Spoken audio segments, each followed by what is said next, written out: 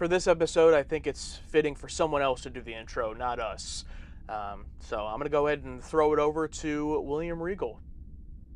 Oh, here it is! War Games!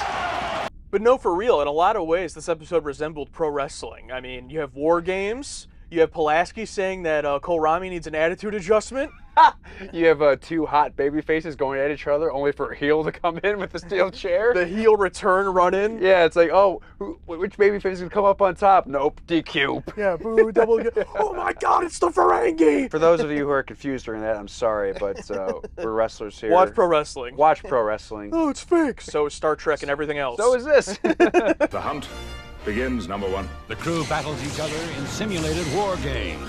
Computers report heavy damage to the Enterprise. Bring us about, Ensign. Maximum shields. But a surprise ambush traps them in a fight for survival. That's no ghost attacking the Enterprise, that's real. Where are my weapons? Unavailable, sir. The connections have been fused. On Star Trek, The Next Generation.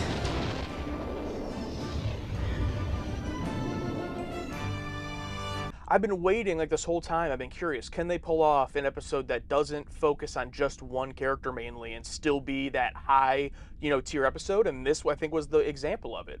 Riker and his own crew that he literally drafts from the Enterprise to be on their, torn down ship, and then going up against Picard and the main Enterprise with kind of like the B team, and then Data's still over there, and they go at it, and everyone had moments in this one. Yes, and I also appreciate that there was no the stakes are kind of small, right? They're At first, definitely, at first, because it's like, oh, it's a training simulation, and there's like a couple other small things where Data loses to this calamari guy. Kohlrami? Yeah, he loses to that guy who was in Total Recall, which we watched. Yeah. Roy Brocksmith. Yeah, we heard his voice. I'm like, that's the Total Recall guy. I looked him up after we watched the episode. I'm like, I knew it. Yep. Under that face of makeup. And, yeah. And he was visually hard to look at in this. Engineering will disconnect the Enterprise's weapons and link the system with the modified laser pulse beam. Believe me, it's better than a little divot in the nose, but I appreciate the work, but it was definitely like, oh, God. But they wanted him to be unlikable and unpleasant, so. Yes, and I love the whole thing of Worf being like, oh, yeah, all these guys are great warriors, look at them. For over 9 millennia, potential foes have regarded the Zakdorns as having the greatest innately strategic minds in the galaxy. I like that whole bit. Seemingly small stakes, where it's just like, oh, it's a training simulation, the side story of Data loses in this guy called, what was that board game they were playing? It was Stragema? Stratagema or something? Strachima? Stragema? Obama Soda! What was I saying? We get two different sides. Riker built his team. Picard, with who's left over.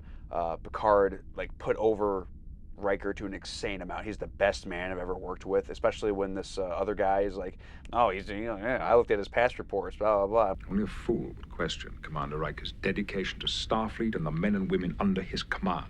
And it starts right at the beginning, too, the opening scene. Kohlrami's like, is this still your choice? It's like, well, what's your problem? It's like, piece of shit. And it all comes down to because he says that he acts too jovial, which, I guess Riker does joke around sometimes, but he takes serious every time they get into a serious situation. I've never seen him joke around at an inappropriate time. I would have loved to imagine this person meeting, James T. Kirk. You know what I mean? You wouldn't have liked him either, yeah. Yeah, the best captain Starfleet has ever had, possibly, ever. It's like, I'd love for this asshole to meet that guy. But again, they want him to be unlikable. They want him to be unpleasant. We need a villain of the week. Yeah. But like I said, I just love how there's no real, the Enterprise is going to blow up until, the very end, the last second. Oh, shit, we do have a threat. I would love an episode of just them playing poker for 45 minutes. And this is the closest we'll probably ever get to that, maybe, where it's like, oh, it's a training exercise. It's just a training exercise for training. That's it, and we get to see everyone's reaction to this whole thing. A great scene with Worf and Riker. Worf is in his quarters, putting together a miniature boat, whatever, probably a Klingon war boat or something. Enter. And he's just like, I'm just finished. Yeah, he just swipes it off the table. I had believed this was the whole episode, and the only stakes of sorts was it not looking good for Riker or Picard because Kohlrami is going to do this report for Starfleet, so if something goes wrong, it's not going to look good for them. Is that really high stakes?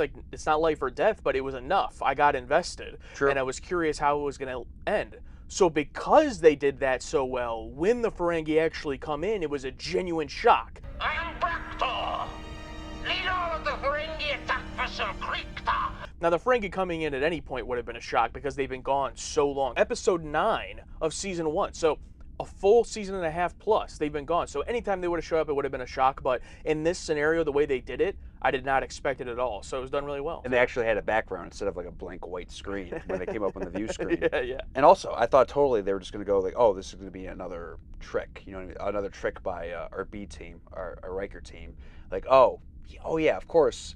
They're going to think, oh, the Romulans. Okay, that's the fake one. And then we'll send them another fake one, and they're going to buy that. It's like, oh, no, wait, that's real. And also, I love the whole thing about Riker being okay with Wes cheating. And, like, Wes being like, oh, I have to go I left the project over there unmanned. And we get introduced to Burke, who... oh, yeah, Lieutenant Burke. The redheaded guy, Burke, who is played by Glenn Morshower. Him playing, like, a deadpan Starfleet officer was just so great, so hilarious. When like half the crew's away, we give a chance for another team to come in and like shine, and this guy did pretty well. This is ruined. That's too bad. Look, is this going to take much longer? Completely deadpan, love it. Yeah, when Wesley was like trying to trick him, this guy did not care. Like he was like, "Oh, this is dangerous." He's like, "Whatever, just take care of it." It's like, okay, yeah, just get out of here. yeah. And that totally flipped it on its head for me because I thought it was going to be, oh, Wesley cheats. Riker thinks they're like winning, and then he finds out that he cheated, and he's like, oh no, this is all ruined. But no, I love that he instantly, at first he was like, oh, so you cheated, but then he gives that grin, and he's like, all right. Yeah, they did that well, because Riker overheard Wesley like talking shit, like, oh, we might as well pack it in. It's like, you can beam back board the Enterprise anytime, Crusher. And Wesley's like, oh fuck, he heard me. Yeah, and I love how Wesley kind of gives it back to him when he asks him about cheating. He's like, no, you said to improvise, like using his words against him. So he's like, all right. He's like, all right, kid, you're gonna make it. You're gonna make it. You're just like me. But yeah, I love the whole Riker be okay with cheating because, like you say, if you're not trying to cheat, you're not trying to win. And I feel like, obviously, we made the comparison a million times, but Riker is young Kirk, and Kobayashi Maru, what did Kirk do? Cheated. He cheated. Basically he cheated. It's like if you're not trying to cheat, you're not trying to win. So I think that works very well. Yeah, absolutely. And the whole simulation itself was very interesting, and them going back and forth, and Picard being like, oh, I told you he was the best, just like being impressed by the tricks Riker's doing in this simulation. Mm-hmm. That was all great, but let's not forget about the B plot with Strategema and Data, and Pulaski goading Data into doing the Strategema after Riker just gets blown out of the water. I love the moment where Worf's like, oh, I bet on you in the ship's pool. He's like, what happens if I lose? He's like, I will be irritated. And it just loses immediately. Yeah, it loses in like 5 seconds. That's it? I'm afraid so. But you only made 23 moves. Data can probably beat him, and then Data loses. It's like, oh shit. And like Data, I like how it wasn't like, oh, he must have cheated because, I'm an android, I don't lose. But like Data immediately went to, there must be something wrong with my programming. I have to figure this out. And Pulaski, very likable. Like in my mind, I was thinking like this is almost similar to like as if a Bones and Spock scene where like Bones is like apologizing to Spock or like humanizing or like being reasonable with Spock that we never really got. I wish I had never maneuvered you into playing that game. I'm sorry. Why, Doctor? It is done. I'm glad they gave this to Picard because I think Picard kills it always, and I feel like he should be the guy to deliver this. It is possible to commit no mistakes and still lose. That is life. That's exactly what Data needed to hear. That's exactly what Picard needed to say. It's like, I'm so glad that scene exists because it's perfect. Brings me back to A Measure of a Man, how Picard, pretty much fought to the death for Data. It's like, I needed that. Yeah, and that whole B story, why I like it so much is that it shines 4 different characters. There's Data, obviously, and I'll just say about Data, it's kind of set in stone for me at this point where I'm no longer going to kind of question like, oh, but he's an android, or like, why is he acting like this? Why is he acting like this? Because it's kind of set in stone to where at this point, it doesn't really matter. Anything that he can't do because he's not human there's an android reason for. So like his whole thing here is like, oh, it's not that my ego's damaged. I don't have an ego. Something's just wrong with me. It's like it's the same equivalent.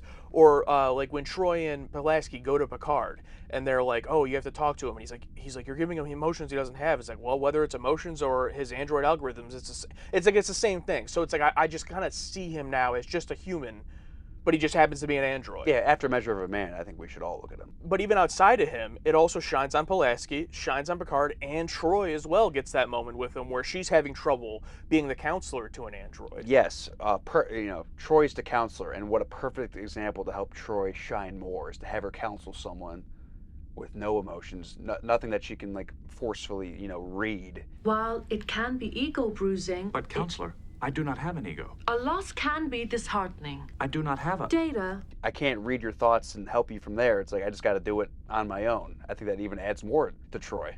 Yeah, no, absolutely. So that B story was great from just a character perspective for all of them. That was awesome. And like you said, the line for Picard to wrap that up at the end to be like, you can make no mistakes and still lose. That's called life. It's like, Yes, and like he's talking because Data has a life because there's new life.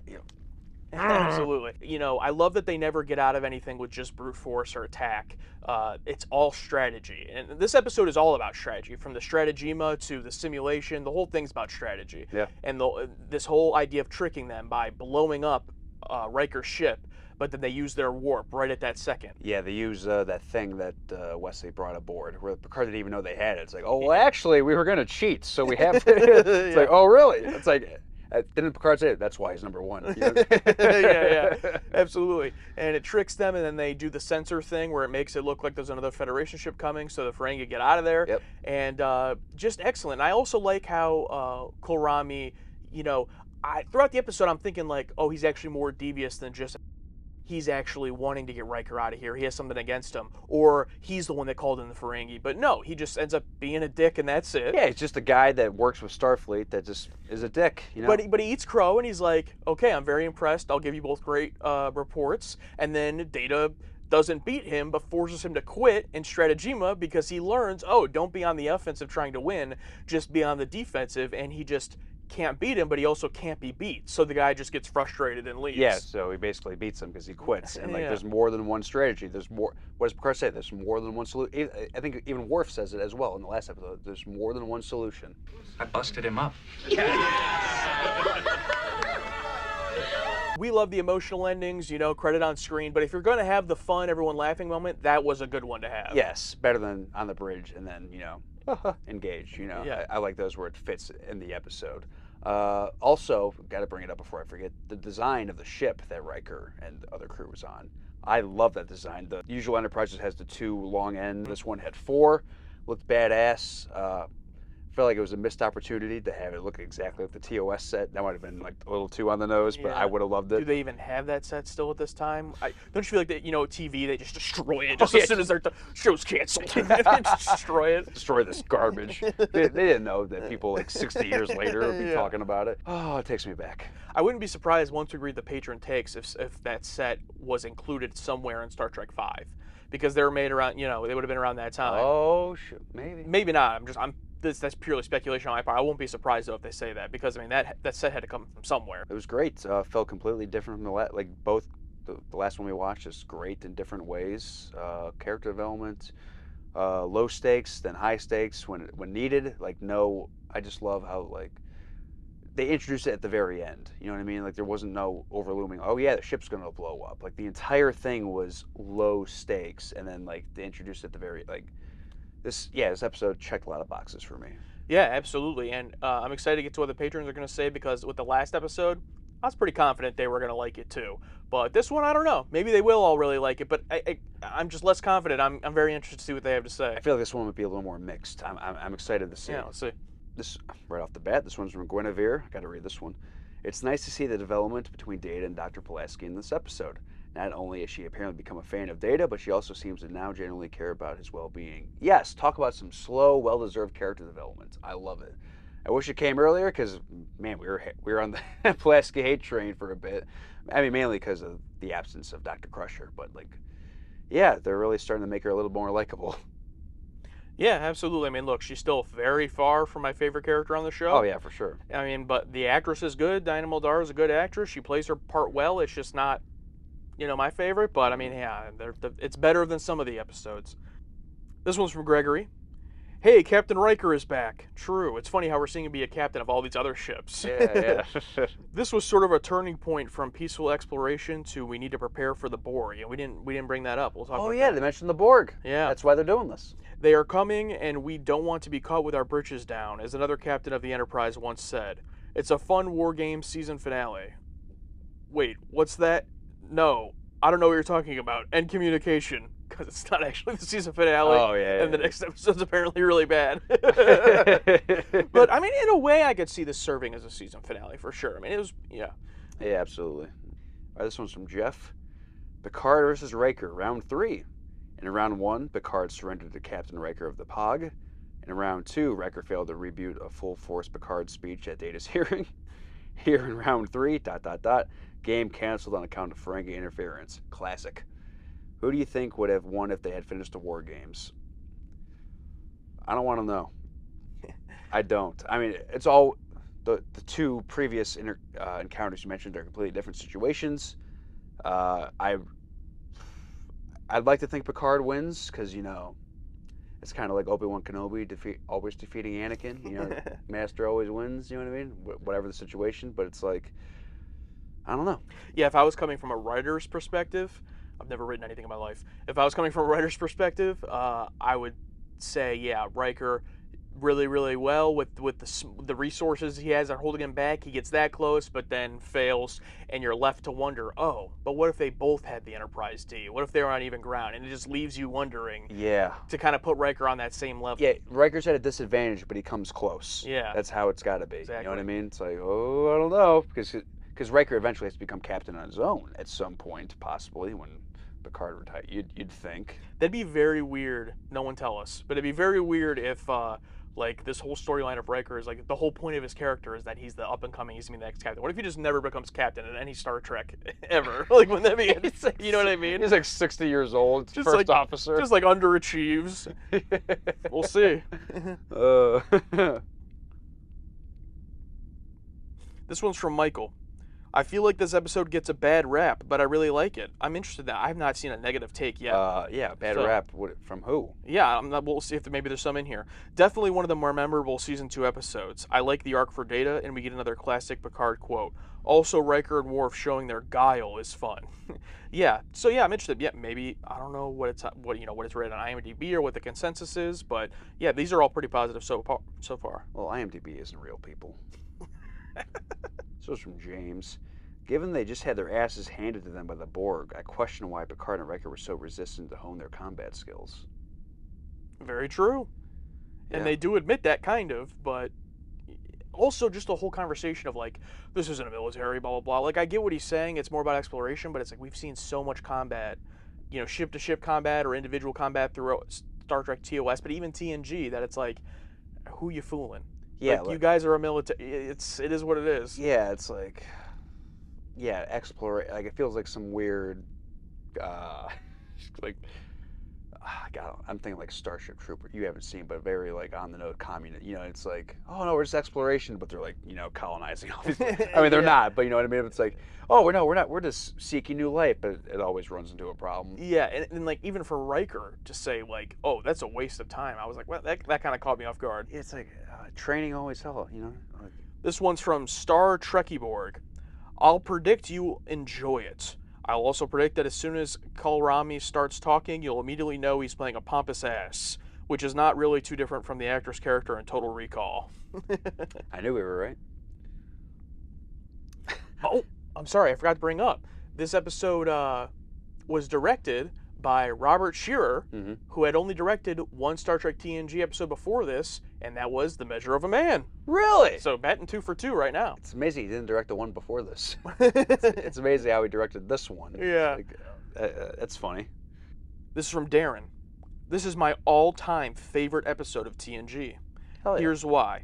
When I was serving on the USS Trepang, sorry if I mispronounced that, we were in the middle of a 6-month deployment in the Mediterranean. Toward the end of that deployment, we were given back-to-back war game exercises. The crew was tired and morale was low, so one day we had about an hour to kill, and an hour isn't long enough to watch a full movie, so I popped in Peak Performance, which I had on VHS. This was the gateway drug to Star Trek for a lot of the members of the crew who didn't really know what Star Trek was.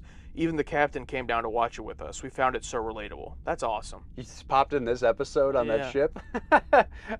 Hey, I have this one episode of Star Trek. That's why. That's how it was back then. Yeah. This whole crew going in blind and never seeing. That's crazy. That's so cool. Yeah, and that is a fitting and great episode to play. So thank you, Darren, for sharing that. That's an awesome story. This one's from James H. I predict Alex's reaction to the color Ambi will be this fucking guy. Pretty much, yeah. All right, this one's from Stone ED. Shout out to random blonde officer on Riker's team who gets a line.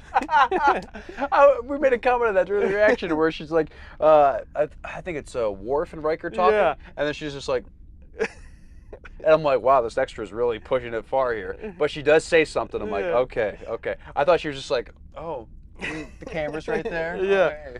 And then he says, I imagine after she speaks, Riker and Worf look at her in disgust because she's not Tasha Yar.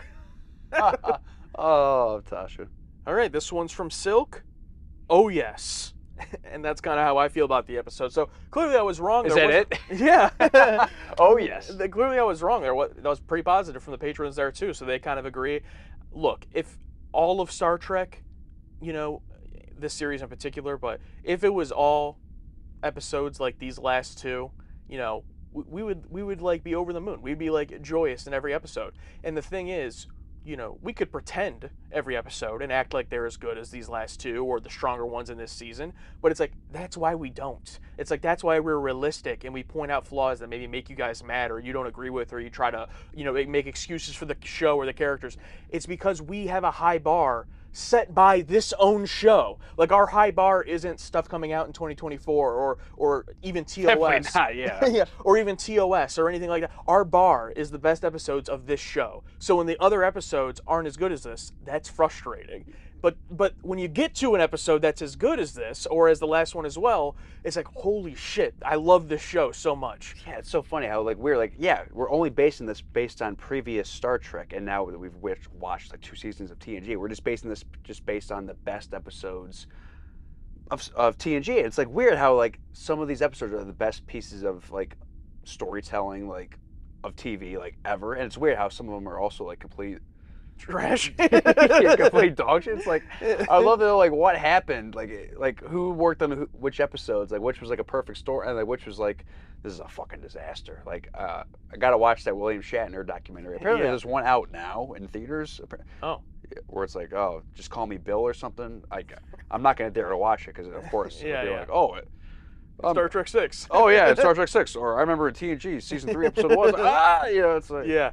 And yeah, look, I mean, it comes down to, obviously, all of our both praises and critiques are enhanced because we're watching it in this, this format, reaction, discussing it. If we're just watching this alone at home on the couch, we wouldn't feel as strongly either way. But, for watching it in this format, I think that it's just such a great reminder when you get to episodes like this, that it's like, this is why you love the show so much. And this is how I felt when we first started TNG, even though the episodes weren't as strong. It was like, man, I'm so in on this show.